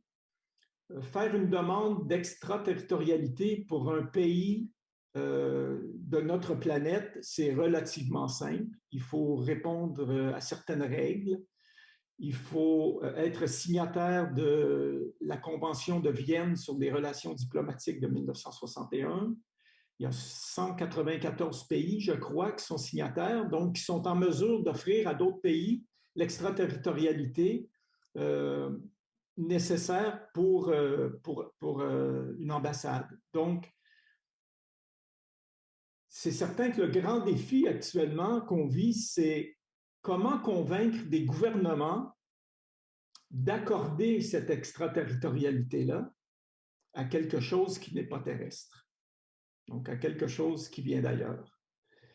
Et je peux vous en parler un peu parce qu'on communique avec des pays, on communique avec des diplomates, on communique avec des ambassadeurs, des ministres. Et puis, elle est là pour le moment, la difficulté majeure dans le projet. Le terrain, ce n'est pas un problème. Il n'y a pas un mois où je ne reçois pas une offre de terrain en quelque part dans le monde. Donc, le terrain ne sera pas un problème, c'est clair. L'argent, ça ne sera pas un problème non plus. Pierre, qui est le président du Mouvement Raélien international, pourrait nous dire, on a des fonds suffisants en ce moment pour au moins amorcer la construction.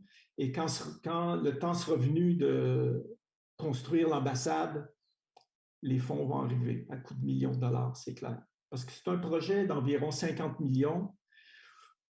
Je crois qu'on n'est pas très loin de ça dans les fonds disponibles. Et si on en est loin, on n'en sera pas loin longtemps. Quand on va annoncer que l'ambassade qu'on débute la construction de l'ambassade, les fonds vont fuser de toutes parts, c'est clair.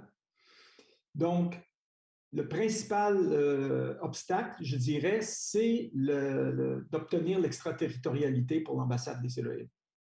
Mais c'est un processus.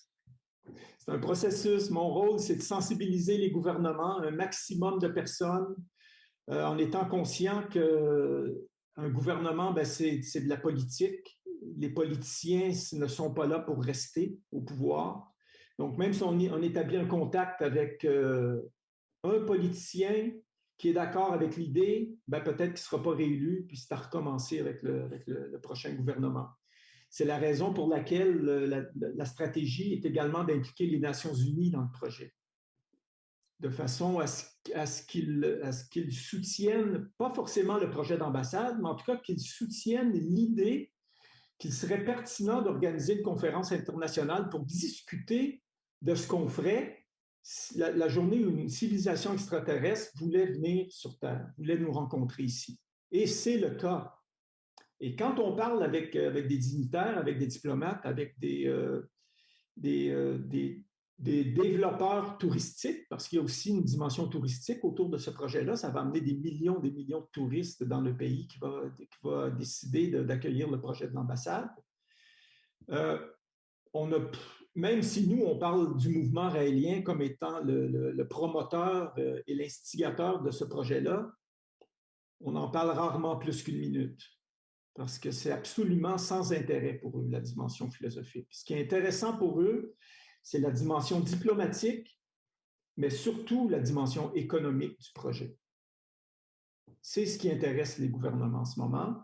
Et Raël nous en a déjà parlé d'ailleurs. C'est un projet philosophique pour nous, les Raéliens, mais pour le reste de l'humanité, et plus particulièrement pour les gouvernements, c'est un projet tout d'abord économique. Donc, il y a du travail à faire, beaucoup. Je peux vous dire que le travail se fait. Je peux vous dire que ce qu'on nous répondait il y a seulement 5 ou 6 ans n'a plus rien à voir avec ce qu'on nous répond aujourd'hui. Il y a 5 ou 6 ans, on riait, on souriait quand on leur parlait du projet. Aujourd'hui, on nous pose des questions. Et ce n'est pas étranger, je crois, à tout ce que Jean-Pierre a dit tout à l'heure et les vidéos qu'on nous a présentées, c'est que ça devient maintenant d'une évidence.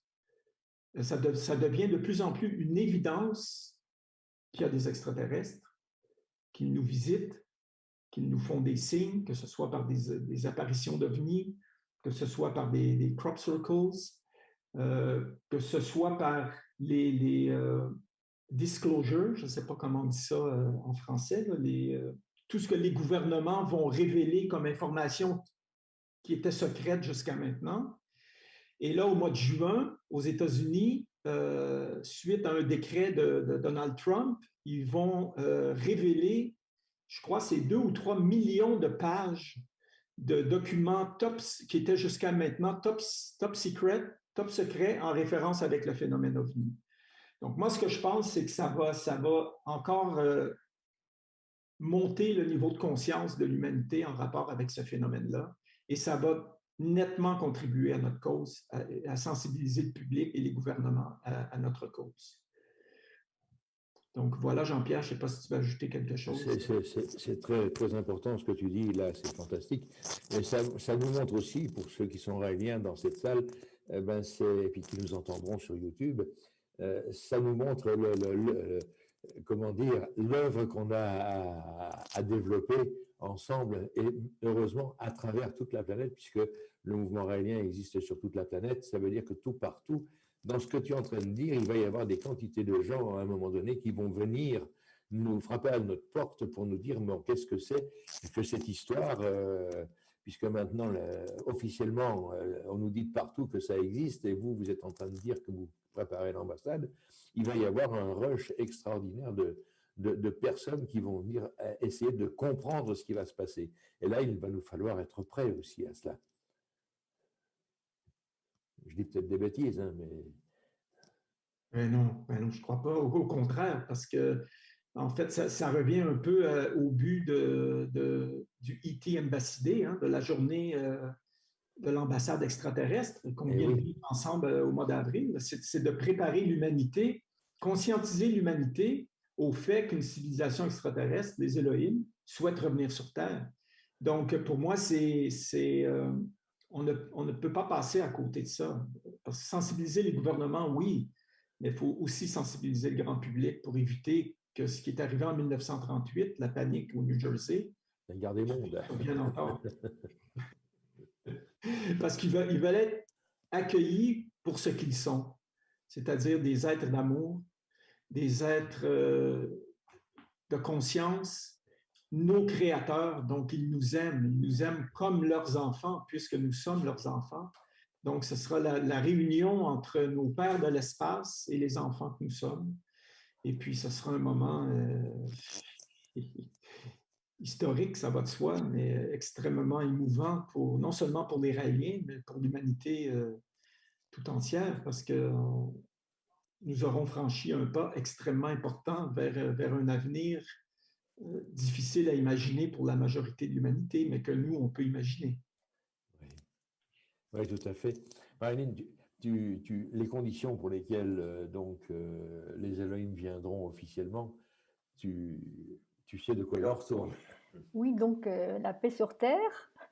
Alors, il demande qu'il y ait l'amour qui règne, qu'il y ait un début, qu'on montre qu'on est sur cette voie-là. Donc, Maitreya, Raël, nous demande pour conscientiser la planète et accélérer ce mouvement, de faire des minutes pour la paix, pour accélérer. Donc, tu parlais de l'humanité. Nous, on voit l'humanité comme comme un grand corps dont toutes les cellules peuvent être reliées. Donc, faire des minutes pour la paix, ça touche par la télépathie, par les ondes qu'on émet, toutes les personnes sans qu'elles s'en rendent compte forcément. Donc ça, c'est un premier point. Ensuite, un deuxième point, c'est faire en sorte de changer la société dans laquelle on est. Aujourd'hui, on est dans une société où l'humain est au service du système. Il faut une société où le système est au service de l'humain. Donc avec l'utilisation du progrès au service de l'humain, il est étonnant de voir encore des hommes qui travaillent alors que certains travaux pourraient être faits par des robots. Il faudrait la redistribution sur Terre. Il y a des personnes qui meurent de faim aujourd'hui encore.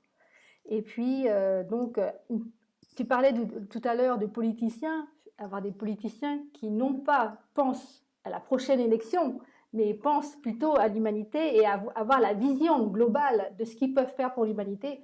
Et tout ça, ça mettrait un monde qui aurait donc un feeling de bonheur. C'est ce qu'on appelle le paradisme pour nous Raéliens. Et puis donc l'ambassade qui est la troisième point pour que les Elohim aient envie de revenir sur Terre. Il y avait une question justement sur l'ambassade. Est-ce que l'ambassade, finalement, ce n'est pas le troisième temple? Il y avait les deux premiers temples. Est-ce que ce ne serait pas le troisième temple? Oui, ça c'est la réponse courte. C'est effectivement le troisième temple. Les deux premiers, le temple de Salomon, qui a été le premier temple, qui a été construit. Ensuite, le temple d'Hérode, qui a été construit. Et pour accueillir, en fait, c'était la résidence des Elohim sur Terre, pour le temps qu'ils y étaient. Et maintenant, c'est le temps du troisième temple, c'est-à-dire celui qui va permettre aux Elohim de revenir parmi nous et de rencontrer les dirigeants de la Terre. Et puis de nous transmettre peu à peu, en fonction de nos capacités à l'utiliser intelligemment, leur technologie, leur science, leur sagesse surtout. Quoique leur sagesse, on y a déjà accès grâce au Maître Aya, grâce au prophète Raël. Donc, qui nous dit que lorsqu'on médite, on est au même niveau que les Elohim. Donc, méditons. La partie sagesse, on est capable de l'acquérir instantanément à partir du moment où on est en état de méditation et on est connecté avec l'infini. Donc, on a tout ce qu'il faut, mais je suis certain qu'il nous réserve encore quelques surprises. Hein, Jean-Pierre? Oui, je crois. J'ai l'impression que le ciel ne sera pas désert longtemps, parce que je pense que l'humanité... Tu parlais d'un précipice tout à l'heure. On a de plus en plus les orteils qui touchent le bord du précipice. Et comme il y a des gens qui poussent derrière, il y a des gens qui commencent à trembler un peu de tomber dans le précipice. Il est peut-être temps que les gens se retournent et fassent, comme tu le disais, fassent un pas en arrière. Mais ça se fera, ce n'est que mon avis, hein, ce n'est que mon avis. L'élan de l'homme, il n'est pas encore prêt à accepter d'emblée le paradis sur Terre. Il n'en a même pas la moindre idée que ça soit possible. Il est dans une lutte perpétuelle, puisque dès la naissance, on lui a appris à être en compétition avec les autres. Donc, quelque part, faire un paradis où on est en coopération, en collaboration, c'est pas encore bien accepté dans les écoles et dans notre parcours professionnel et de vie. Mais je pense que le fait d'exister, et comme le disait Marilyn, de donner quelques éléments, des signes précurseurs de quelques groupes qui disent « nous, on veut un autre monde, on veut le paradis, on veut quelque chose comme cela ». Là en haut, là, ceux qui nous regardent, qui nous aiment et qui quelque part nous supportent, parce qu'ils doivent bien se dire aussi, dans une pipe, on a créé quelque chose de fantastique sur une planète fantastique, ça serait quand même désolant de la voir disparaître, cette humanité. Et je pense qu'avec tout l'amour qu'ils ont, malgré que la règle soit qu'on doit évoluer par nous-mêmes, ils nous ont aidés tout au long de notre progression avec les prophètes. Ils nous feront encore un petit coup de signe en disant à Raël, bon, préviens les humains, on va venir au-dessus du ciel pour vous montrer quelques signes qu'on existe vraiment. et puis après, décider de ce que vous avez à faire. Ça, c'est mon opinion. C'est ce que je ressens au plus profond de moi-même, mais je ne serais pas étonné que ce soit comme ça que ça se passe. Ben oui, puis j'avais posé la question à Raël à un moment donné en lui demandant est-ce que c'est juste de dire qu'il y aura de plus en plus de signes et qu'ils seront de plus en plus probants? Et sa réponse a été oui.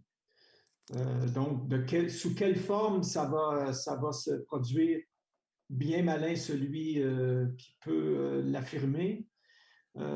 Mais enfin, gardons les yeux ouverts et puis je pense qu'il y a de belles surprises. Je crois qu'il y a de belles surprises qui s'en viennent. Hein? Mais il y aura toujours la désinformation qui va venir avec ça. On va essayer de nous faire croire qu'ils sont une menace pour nous. On va essayer de retarder le processus parce que ça va changer complètement. Ça va changer tous nos paradigmes, en fait. Nos paradigmes politiques, les paradigmes religieux. Je pense qu'il va y avoir beaucoup, beaucoup de tensions au niveau des différentes religions, parce que dire à un musulman que Mahomet vit sur une planète et va revenir avec les Elohim sur Terre, on va voir comment ça va passer, quoi. Je ne sais pas, parce que quand on regarde aujourd'hui, juste dessiner Mohamed, c'est un sacrilège, c'est un blasphème. Tu parles là des musulmans, mais je pense que toute la gente religieuse aura les mêmes comportements. Ah ben oui, tout à fait. On risque d'avoir quand même des hostilités, des oppositions très, très, très lourdes en face de nous. Il faut s'y attendre, ça c'est sûr. Il faut s'y assurer. Dis-moi, l'heure tourne, c'est terrible, on est bientôt après 1h30, j'aurais jamais dû aller jusque-là. Mais pour conclure, qu'est-ce que tu nous donnerais, toi, comme encouragement à faire que cette humanité réussisse le deal? Ben, je pense que j'ai rien à vous dire pour vous encourager. Il faut juste regarder ce qui se passe en ce moment sur la planète. Il faut regarder l'ouverture de plus en plus grande des gouvernements à notre projet. Avant, c'est nous qui les sollicitions. Maintenant, c'est nous qui recevons des demandes, des questionnements, des offres pour certains pays. Et pas forcément des offres qui viennent des gouvernements, mais des offres d'organisations qui voient un intérêt à construire cette ambassade-là. Non pas un intérêt philosophique, mais un intérêt financier. Ça, c'est clair. Donc, moi, je pense que le temps est notre meilleur ami. Normalement, on aurait tendance à dire le temps est notre pire ennemi. Moi, ce que je dis, c'est le temps est notre meilleur ami parce que plus le temps va passer, plus la science va nous donner les réponses nécessaires pour bien comprendre que c'est une finalité, l'arrivée des Elohim. C'est incontournable. On est à la croisée des chemins. Soit on s'autodétruit, soit on accueille les Elohim. Et bien entendu, tous les Raéliens, c'est ce qu'on souhaite et on consacre nos vies à ça. Pas forcément à l'ambassade, mais à créer les conditions nécessaires à l'arrivée des Elohim, à générer plus d'amour sur Terre, à faire connaître les messages. Sans justice, sans vérité, la paix est impossible. Sans paix, il n'y a pas de retour des Elohim. Donc, pour moi, si on s'en tient à cette équation-là, on est rempli d'espoir. Parce qu'on ne nous demande pas l'impossible, on nous demande des choses très simples à faire. Diffuser le message des Elohim. Tu sais, si on nous demandait de faire un marathon par jour pour y arriver, ce serait impossible. Mais là, ce qu'on nous demande, c'est méditer pour la paix, diffuser le message des Elohim, propager de plus en plus d'amour sur Terre. Donc, c'est accessible à tous. Et par le fait que ce soit accessible à tous, et pas juste aux Raéliens, parce qu'il y a un réveil, on n'est pas les seuls à méditer pour la paix dans le monde. Il y a un réveil global. Donc, pour moi, cette équation-là, c'est une équation d'espoir. Et on va y arriver. je le sens. Et les Elohim nous le disent. Fermez les yeux, méditez et vous allez ressentir notre présence, à quel point on est près de vous. Donc, il y a encore quelques petits obstacles à franchir. Je pense sous toute réserve, je pense qu'on est en train d'en traverser un en ce moment. Qui aurait dit qu'un aussi petit virus aurait des conséquences aussi graves? Mais en même temps, ça amène un réveil, ça entraîne un réveil sur plein de choses. Et puis, qui sait ce qui nous attend l'année prochaine? Mais nous, notre rêve, on le connaît, c'est d'accueillir nos pères de l'espace dans une ambassade qu'on va leur construire. Et on est directement sur la bonne voie pour y arriver. Le temps est notre meilleur ami. Mais dans l'action, et des actions simples, comme je viens de le dire, ce ne sont pas des actions compliquées. Ce qui est plus compliqué, c'est ce que je vous disais tout à l'heure, c'est toute la dimension diplomatique, mais encore là, le temps est notre meilleur ami. Oui, bien sûr. Oui. Eh bien, on est tous ensemble avec toi dans ta mission, parce qu'elle n'est pas évidente, mais on la soutient vraiment de tout cœur, en tout cas. Et on diffuse tout ce qu'on peut autour de nous pour faire connaître ce message, et puis l'objectif qui est derrière, qui est merveilleux. Oui, Marilyn. Evelyne me taquine en me disant, répondez aux questions posées au début. Il y avait une question sur le clonage, rapidement. Oui, ben, sur le clonage, c'est une opération scientifique qui est en train d'être pratiquée dans plein de laboratoires sur la planète, sur différentes souches végétales, animales. Et puis, il y a certainement ici et là des gens qui commencent à taquiner aussi sur du clonage humain. On a déjà commencé à cloner quand même pas mal de cellules souches qui deviennent des instruments de thérapie. On commence à travailler beaucoup sur tout ce qui est la fabrication d'organes à partir de là, c'est du clonage, tout ça. Le clonage humain brut de pommes, comme on aimerait le voir avec Dolly, est interdit sur la planète actuellement et tous les scientifiques qui ont mis le doigt là-dedans il y a quelques années ont arrêté, je ne sais pas si vous avez remarqué ça, l'équipe italienne, l'équipe asiatique, les équipes américaines ont stoppé officiellement les travaux là-dessus parce que donc il y a des peines et des sanctions terribles pour toute personne qui taquine la vie. Encore une fois, la religion certainement est derrière, les cultures, les traditions font qu'on ne veut pas que l'homme se prenne pour son créateur. Mais qu'on le veuille ou non, on le fera à un moment donné. Le clonage n'est qu'une toute petite intervention par rapport au potentiel scientifique que l'on commence déjà à développer aujourd'hui, puisque la science arrive à faire des prodiges dans la biologie, et on créera de la vie intelligente et organisée un peu plus tard, mais déjà de la vie élémentaire de base. C'est en train de se faire dans nos laboratoires. On ne fera pas des humains, ça c'est sûr, mais on fera des bactéries, ça y est, on a commencé. On fera des virus, on a commencé. On fera des plantes, des animaux, des choses comme ça. Ce sont les travaux qui vont arriver maintenant. Le clonage est en marche.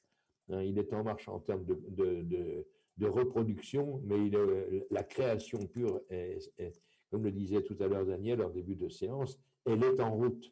Donc la science de la biologie, les biotechnologies avancent à grands pas et rien n'arrête la science. Il faut bien penser à ça. Deuxième question, c'était les crop circles. Marcel n'a peut-être pas pu percer l'écran, mais les crop circles, qu'est-ce qu'on a à dire? Pas grand-chose. On a des messages qui sont intéressants, qui sont dans les champs de blé un petit peu partout, périodiquement toutes les années, avec des farceurs qui viennent toujours s'amuser à faire des choses amusantes, et on arrive à les déceler. Et puis il y a des choses qu'on ne comprend pas bien parce qu'il y en a d'autres, on n'arrive pas à déceler l'origine, surtout quand on voit des tiges de blé qui sont pliées au lieu d'être cassées. Ça, on ne sait pas faire, nous, biologiquement, encore, une pliure un coude d'un brin de blé. Ça, on ne sait pas faire.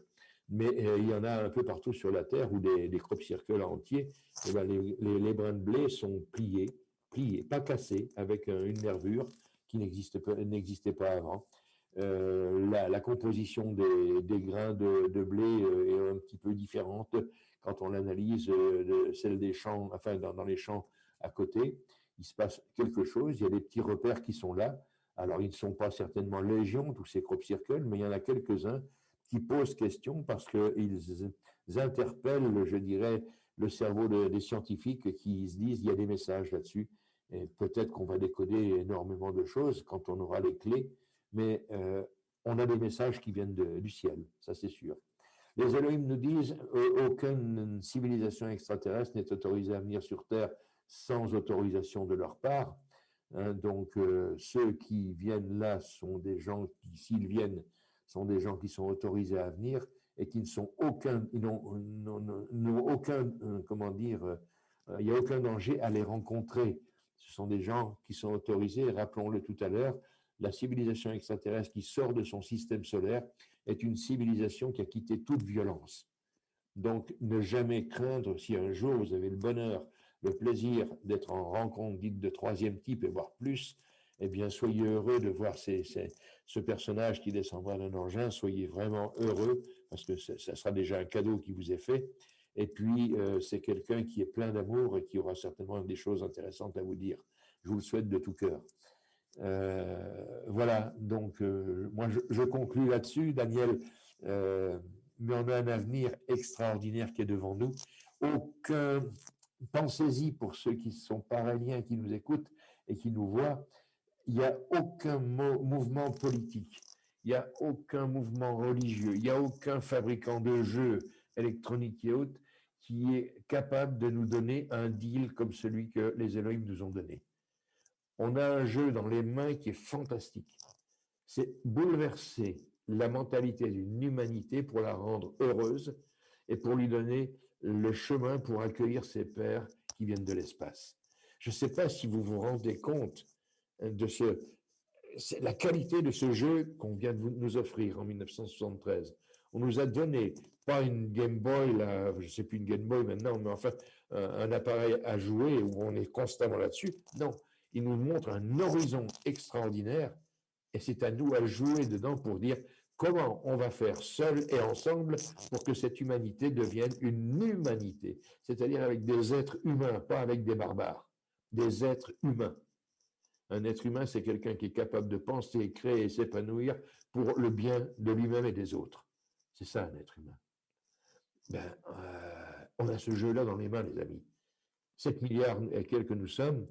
Bien, si déjà on réussissait à taquiner 150, 200 000 personnes d'emblée qui sont des locomotives sur la Terre, on bouleverserait l'humanité tout entière. Je vous invite, si vous entendez ce message, mais rejoignez-nous et puis prenez le jeu dans les mains et changez l'humanité. Faites-en une humanité. Merci Daniel, ça a été vraiment un remarquable plaisir de t'avoir avec nous. La plateforme t'est ouverte quand tu veux, quand tu as besoin, elle sera toujours ouverte pour toi avec tout ce que tu fais, hein, bien sûr. C'est gentil, Jean-Pierre. Ben, merci à tous d'avoir été là. Merci à l'équipe technique qui a fait un travail merveilleux, encore une fois. Ah oui, ça, tu peux le dire.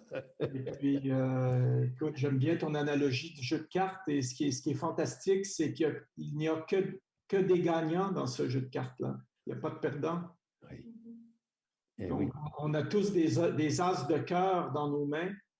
Et puis, ben, donnons nos cartes à un maximum de personnes possible. Et puis, on va y arriver. Eh oui, oui, c'est super. Je vais vous inviter juste une petite minute. L'annonce. On fait d'abord l'annonce. Il y a avant Marilyn qui me demande en moment. Voilà. Je veux causer. Elle a raison, elle a raison, elle a raison.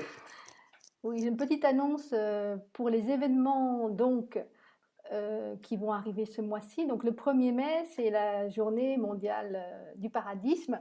Il y en a beaucoup qui vont fêter la journée internationale du travail en demandant du travail et plus d'argent à leurs politiciens. Et nous, paradistes, on veut plutôt un monde sans travail et sans argent et sans politiciens. Donc je vais être rapide, si vous avez envie d'agir à l'intérieur de votre pays, n'hésitez pas à aller voir sur le site rael.org et vous aurez toutes les informations qui vous seront données pour savoir ce que vous pouvez faire, où ça se trouve et avoir les informations. Voilà. Donc rael.org. Ou paradisme.org également. Merci Marilyn, c'est un programme qui est fantastique aussi. C'est un des éléments que les Elohim attendent, c'est qu'on change cette société avant de venir. Eh bien, on va commencer à le faire. D'autres annonces? Super. Juste pendant 1 minute, les amis. 1 minute. Après tout ce qui a été dit, tout ce que Daniel nous a donné comme message d'amour extraordinaire, moi je voudrais que vous le communiquiez à l'humanité tout entière. L'espérance qui vient juste d'arriver là dans votre cœur, dans votre esprit, dans tout votre corps, chacune de vos cellules est en train de bouger, de sentir, de vibrer. Eh bien, pendant 1 minute, vous fermez les yeux. Là, tout de suite, maintenant. Bien, vous allez ressentir votre corps, tout votre corps, en commençant par les orteils. Ressentez vos orteils, vos pieds, les chevilles, les jambes, les genoux, les cuisses, le bas du ventre, les fesses, le sexe, le ventre, jusqu'au plexus solaire. Ressentez les doigts des mains, la paume des mains, vos mains, tout entières. Ressentez comme une vague de chaleur qui enveloppe tout cela.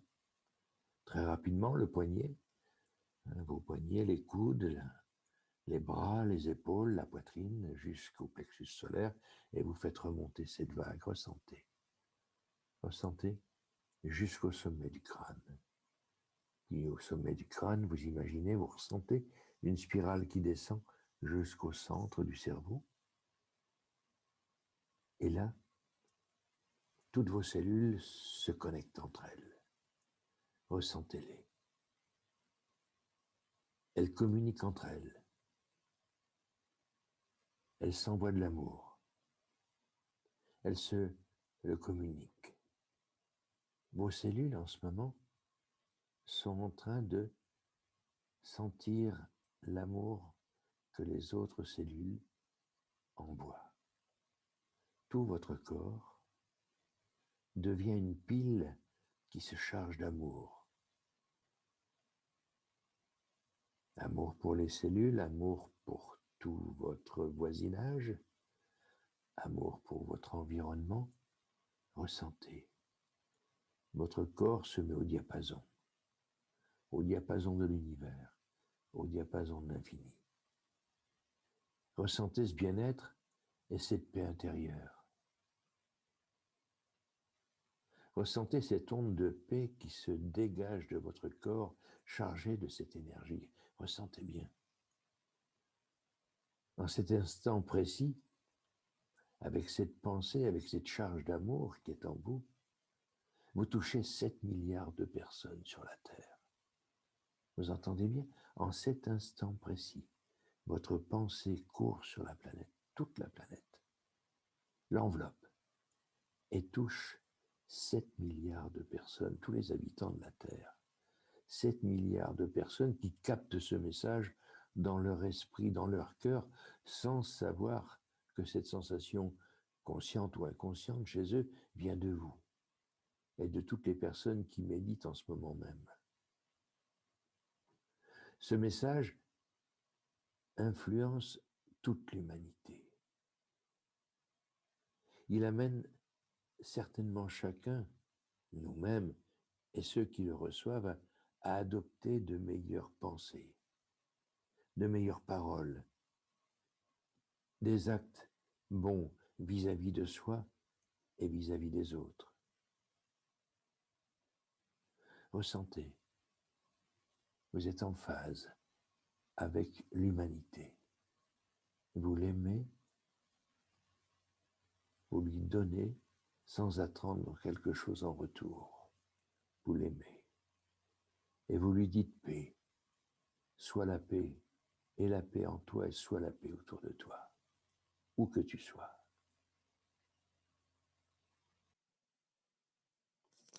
Voilà les amis, on va se quitter.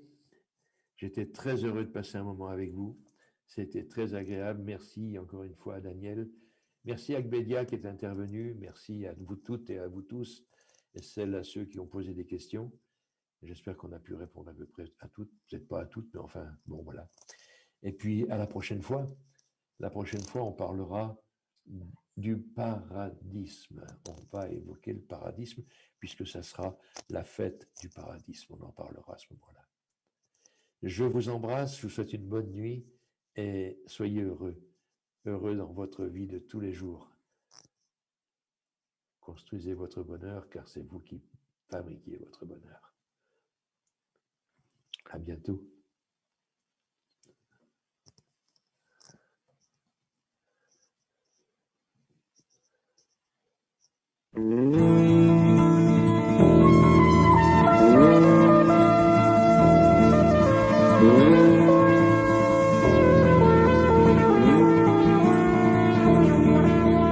Tout là-haut dans le ciel, de grands yeux te regardent, et toi tu ne les vois pas.